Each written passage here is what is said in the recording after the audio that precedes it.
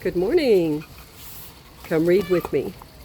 This is Violet, and I'm reading from my second book, It Takes Two. A little bit me and a little bit you. I'm reading in this chapter, Welcome to the Family. It has been said that truth is stranger than fiction. This is certainly so in this instance. I could never, in my wildest dreams, have imagined something so surprisingly awful to happen to a new bride. My problems began when I gave in to Dee's request to give up my small apartment and move in with her. I reminded her that Dale had told me to stay in the little apartment until he returned. This is almost the same thing. I live only 2 blocks from your place, she said. So despite my better judgment, I moved out of my place and moved in with Dee. I put my things into her garage. We had to share her full-size bed. I woke up one morning and we both had our arms over each other. It was a little embarrassing. I should have listened to Dale and obeyed him, but Dee was my sister. She needed my help. Sometimes it seems the call for help must not be ignored. It appeared at the time like the best thing to do. How was I to know what lay ahead? Dolores had recently separated from her abusive husband. She kicked him out and filed for divorce. She was afraid to stay alone lest he come back and try to harm her.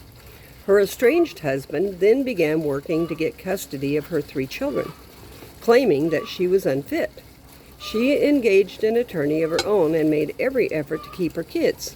She fought, but her lawyer was not very encouraging nor helpful. What she needed was the help of those people not related to her, but who knew her, who could testify in court that she was a good mother.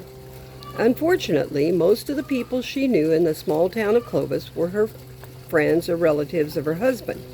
They were unwilling to help at all. The last chance she had to save her children was Dell's younger sister.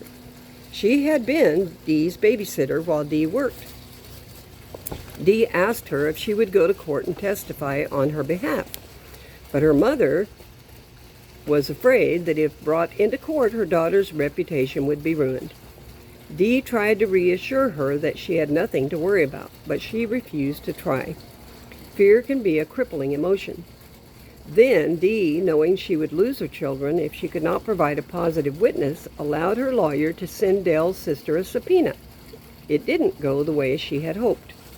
My older brother, Randall, thinking they wouldn't know him, acted as the courier and delivered the subpoena to my in-law's house. Now, this was my mother-in-law. I was unaware that any of this was transpiring. None of us had an inkling of what was to happen next. That night, I was with Dee in her house, which was a small 2-bedroom apartment situated above the garage. I heard yelling in the front yard, and I went to the window to see what was happening. There, in the yard, screaming at the top of her lungs, was my new mother-in-law. Her fear had turned to anger. She was furious about the subpoena. She was screaming bodily threats at my sister. Then, if that was not enough, she began to scream insults at me. She said she was going to write to Dell and break up our marriage. Then she said to Dee that if she ever saw her face again, she would kill her. What? Before this incident, Dee had been friends with my new in-laws. Her best friend was now my sister-in-law. I had no prior indication of what I was getting into. I had done nothing to deserve such treatment. I was an innocent bystander. I could not believe this travesty was happening to me. I did not know that Dell's mother held such animosity, or that when angered at one person, she ostracized everyone. What I do know is that hurting people hurt people. Oftentimes, people are going through things that we are unaware of. Sometimes they are so overwhelmed with life, just trying to make it from one day to the next, and that any stress can push them to a negative reaction. When Dell entered the Army and when he married me, his mother lost her greatest source of support. Dell had been her right-hand man for a very long time. Now he was far away, and the heavy weight was back upon her shoulders. I expect that losing a helpful son would feel very much like grief. I suppose one of the hardest things was that she no longer had Dell to drive for the family. His father, Louis, was colorblind. He could not tell the difference between red lights and the green. He did not drive. His sister did not have a driver's license, and I don't know if his mother had one at the time.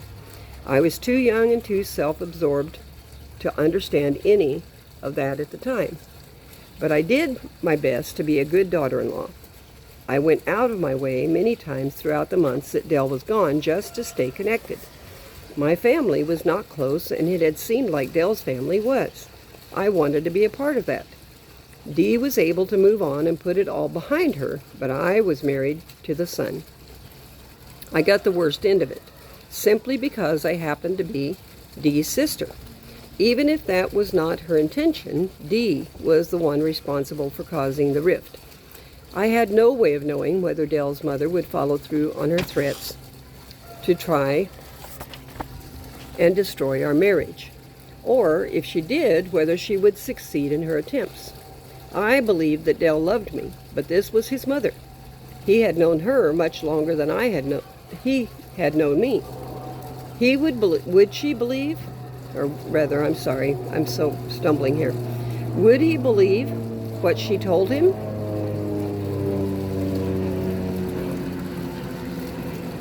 Would my marriage end before it really had a chance to begin? Needless to say, Dee was concerned about me, and she thought that Dell should not be involved in those kind of disputes while he was in combat. Dee suggested that I not tell Dell any of what had happened, because she felt like it would all blow over before he returned. She recalled the subpoena. Dell's sister did not testify, and Dee lost her children to a devious and spiteful ex-husband. After a couple of weeks, when it seemed that things had cooled down, thinking that the worst was over and that I might redeem myself if I tried to apologize, although I had done nothing wrong, I went to see Dell's family again. I am aware that love covers a multitude of sins. Much of what had transpired had just been a huge misunderstanding. I believed that by showing love to his family, things would be okay. My family was sometimes loud, and often we children called each other names, but we had never been vindictive or held grudges. It just wasn't in our makeup to do so. Things might get heated, but they cooled down pretty quickly and we moved on. Dell sent me an article he had cut from the newspaper. The heading read, "The Soldier in Vietnam." He asked me to read it and then share it with his family. I decided to do as he asked. Usually, when I would visit his family, Dell's mom and dad would be sitting at the kitchen table with coffee cups and an ashtray in front of them. They were all smokers, and they drank coffee at all hours of the day. Anytime they could be found at the table. I believe what had been the living room of the house had been converted to a bedroom for Dell and was now occupied by his sister. When I arrived, Dell's mother was not at her usual place at the table. She was sick in bed. I asked if I could come in and went to see her. I sat by her bed and talked to her and brought her the newspaper clipping Dell had sent to me from Vietnam. She did not seem too interested in the article. But when you are ill, things have different priorities. As far as I could tell, my overtures had worked, and I was once again accepted as part of the family. Dell did not write to me about anything that had transpired concerning Dee, so I assumed his mother had a change of heart. Dell's sister and I were only a year apart, and we began to spend a lot of time together. It seemed as if the worst was behind us. I was able to breathe a sigh of relief. Dolores Dee soon began to date again. She met a man she liked and soon brought him home with her. I went back to try and rent our little place, but it was already rented to someone else. I moved to Dee's couch and began to look for other options. I was searching the classified ads looking for a place to live within my budget. One night, Dee's new friend was driving his little sports car, and it caught fire and burned. Thankfully, the children were not in the car at the time.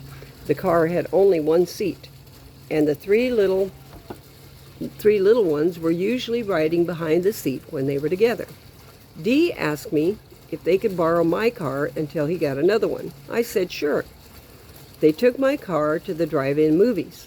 When the movie was over, the car failed to start for some unknown reason. I had not previously had a problem with it.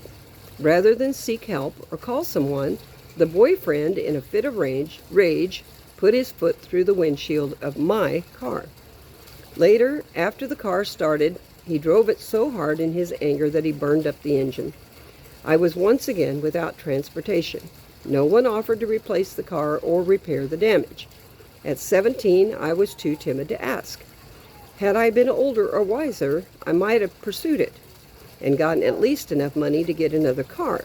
As it was, I was young and naive and had no idea how to stand up for myself. Hard lesson number 2. Now, I was not only without a home, I was without a car as well.